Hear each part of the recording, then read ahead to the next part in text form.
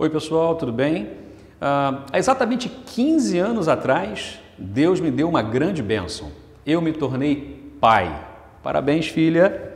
Deve estar morrendo de vergonha agora. Bom, o que isso tem a ver com a nossa conversa de hoje? Egoísmo versus altruísmo. Hoje nós vivemos numa sociedade extremamente egoísta.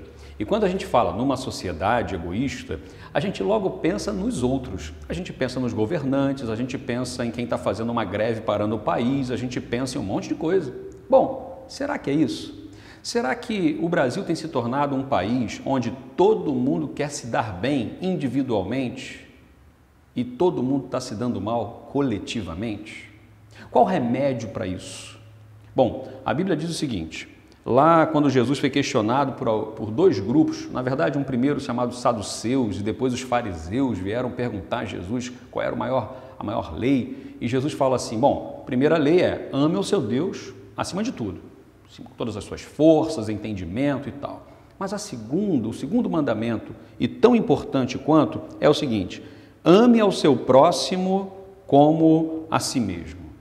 Amar o próximo, ou seja, o altruísmo, pensar no outro antes, muitas vezes, de pensar em você mesmo, talvez seja o grande remédio que Deus tem para a nossa sociedade.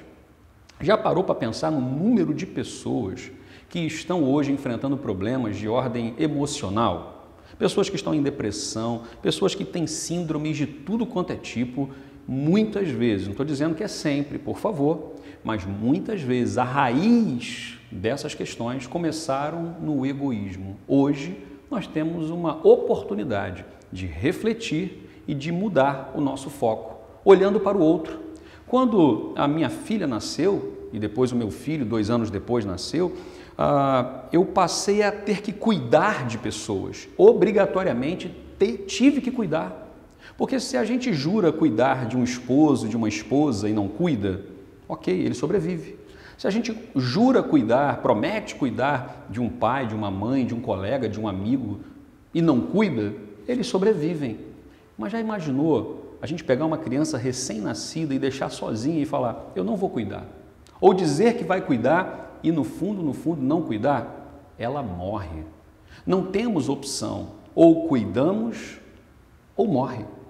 Da mesma forma o nosso relacionamento. Que a reflexão de hoje seja o seguinte, eu tenho sido egoísta na minha forma de pensar, de falar, de agir? Talvez o remédio seja buscar naquilo que Jesus já falou para a gente. Ame ao seu próximo como a ti mesmo. Que o altruísmo seja um remédio para as nossas vidas. Um grande abraço.